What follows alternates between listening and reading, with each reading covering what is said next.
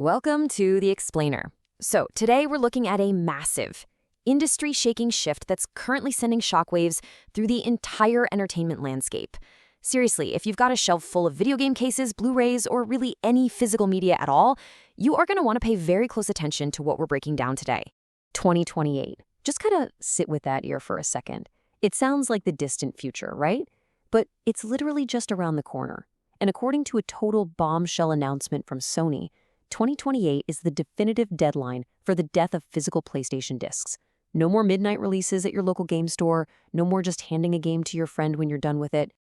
And man, that looming deadline has sparked a massive, highly emotional reaction online. There's this incredibly upvoted post from the PC Master Race subreddit reacting to the news, and it reads, "You are not buying a game anymore. You are renting permission to play it." That raw, unfiltered consumer reaction really plunges us right into the center of this controversy. People are absolutely terrified of losing control over the media they pay for.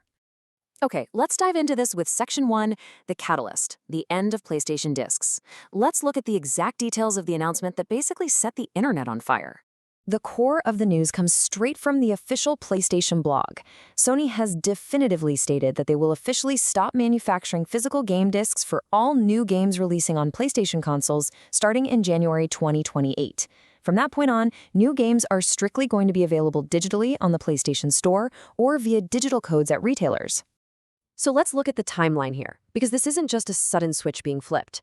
It's a rapid sequence of events. First, announced at the exact same time as this disc news, the digital stores for the PlayStation 3 and PS Vita are shutting down completely in 2026.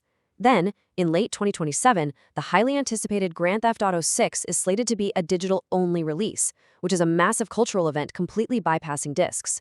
And finally, we hit that hard cutoff in January 2028 for all physical disc production. Now, what's really fascinating here is the collateral damage. By establishing a hard cutoff in 2028, it effectively confirms that the upcoming PlayStation 6 will be a completely digital-only console. It also shows us the double-edged sword of digital ecosystems. Right as the future goes all digital, legacy stores for the PS3 and Vita are dying simultaneously, locking players out of purchasing older digital titles.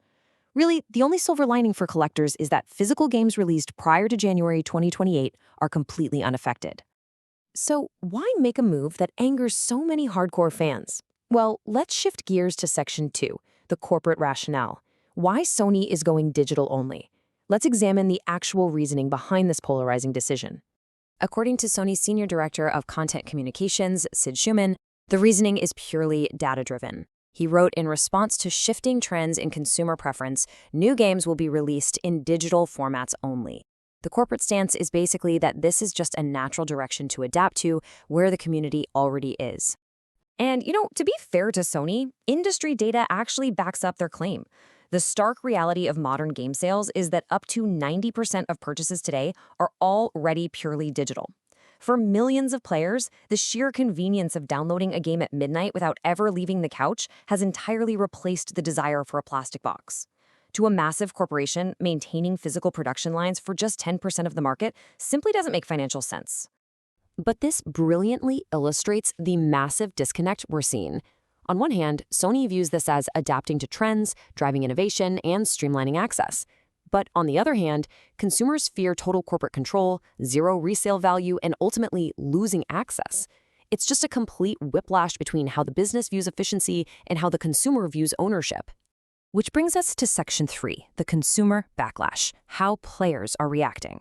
Let's really listen to what the players are saying here, because the emotional reaction across Reddit and the official PlayStation blog comment section has been absolutely massive. The immediate sense of loss is palpable.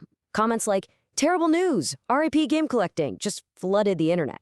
For longtime physical media collectors and preservationists, this isn't just a change in formatting. It's the death of a hobby and a fundamental shift in how video game history will be preserved going forward. Then there's the incredibly acute financial frustration. Take a player who just bought a PlayStation 5 Pro, for example. One user wrote, "I paid €80 for a disk drive for my PS5 Pro for basically nothing." So many players feel completely blindsided, having just spent hard-earned money on add-on physical media hardware that Sony has now effectively slapped an expiration date on. So what exactly are the core arguments from this backlash? First, there's the destruction of the secondary market. You can no longer resell games to stores or lend them to friends. Second, the end of retail competition means digital prices are entirely locked and controlled by Sony at $70 to $80. Third, if your digital account gets banned for literally any reason, you could lose thousands of dollars in purchased games instantly. And finally, if servers shut down, like we're already seeing with the PS3, your access to those games is permanently lost. Moving on to Section 4, the canary in the coal mine, broader media implications. Now, if you're not a big video game player, you might be wondering, why should I care? Well, let's zoom out a bit, because this isn't just video game news. Industry commentators are framing this PlayStation announcement as a true canary in the coal mine, basically an early indicator of potential danger or failure for the entire entertainment industry. For decades, video game consoles have doubled as the primary DVD, Blu-ray, and 4K players for millions of living rooms around the world. Without game consoles propping up the physical media market, the collapse of physical movies and TV shows could accelerate drastically. Industry experts walk us through these steps. First, major studios like Disney, who are sitting on massive physical libraries, stop licensing 4K transfers. Then, standalone hardware manufacturers see declining sales and stop making disc players. Finally, the major console makers drop disc drives entirely. Without a machine in the living room to actually play a disc, the whole physical movie market is in serious jeopardy. But is a purely digital future truly inevitable? Let me throw a really surprising fact your way. Last year, vinyl record sales topped $1 billion. $1 billion, for the first time since 1983. That proves that physical media can survive and even thrive if an audience passionately demands it and values that tangible experience. The big question is, will gamers and movie fans show that same demand? And this brings our explainer to its final and most important theme, Section 5, the future of ownership, purchasing a game versus renting a license. This right here is the existential question at the heart of modern digital media. Throughout the comments sections and Reddit threads, one phrase just kept echoing: you will own nothing and you'll be happy. It's a slightly dystopian sentiment for sure, but it reflects a very real anxiety.